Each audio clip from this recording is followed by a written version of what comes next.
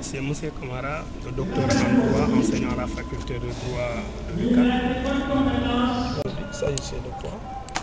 Il s'agissait de réfléchir sur le profil du maire pour Saint-Louis. C'est ici savoir exactement quel est le maire attendu par les Saint-Louisiens dans le cadre du développement de leur localité. Alors l'exposé pratiquement a posé comme problématique qu'est-ce qu'il faut pour être maire à Saint-Louis.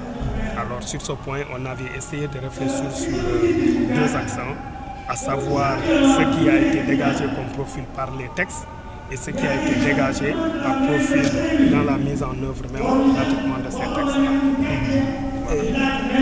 Et quels sont justement les critères par rapport à ces profils? Bon, vous savez, nous sommes des juristes. Quand on a un problème, automatiquement on voit est-ce que le droit en dit quelque chose. Et ce que j'ai fait dans un premier temps, c'est vérifier dans le code général des collectivités locales et également dans le code électoral. Dans le code des collectivités le code général des collectivités locales, j'ai soulevé la question de la disposition de l'article 95 qui dit pour être maire, il faut savoir lire et écrire.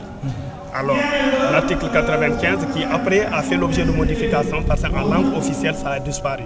Dit il faut savoir lire et écrire. C'est toujours maintenu. Voilà, je dis pour être maire, la même disposition dit sont exclus les agents qui sont ou des employés qui occupent des fonctions financières de la commune. Ou ceux qui sont en poste d'ambassade, ils ne peuvent pas pratiquement être considérés comme maires. Ça, c'est un profil textuel qui les exclut.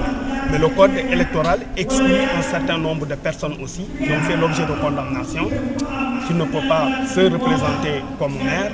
Et de l'autre côté, s'ils ont démissionné de leur parti, ils ne peuvent pas avoir le profil d'être maire. Ça, du point de vue texte, c'est ça. Mais comme on est maire, on doit mener le développement local. Il y a un certain nombre de compétences qui ont été transférées aux localités. Le maire et son équipe doivent mettre en œuvre ces compétences transférées. Et c'est dans ce cadre-là, je dis, comme il y a des compétences transférées, il faut rechercher encore l'autre profil du maire qui ne se trouve pas dans les textes, mais qui sera, du point de vue de sa compétence, à savoir qu'il soit un maire formé, un maire informé, un maire qui doit être à la disposition pratiquement de sa population. Mais de l'autre côté, du point de vue de la conduite, parce qu'il s'agit de Saint-Louis. Saint-Louis est une vieille ville qui a connu la décentralisation depuis très longtemps. Saint-Louis a connu la gestion de ses propres affaires depuis très longtemps. Mais aujourd'hui, on voyait que c'est la seule communauté qui est une communauté complicite, qui est une communauté composante. Le phénomène religieux est important à Saint-Louis. Nous avons vu la cohabitation est importante à Saint-Louis.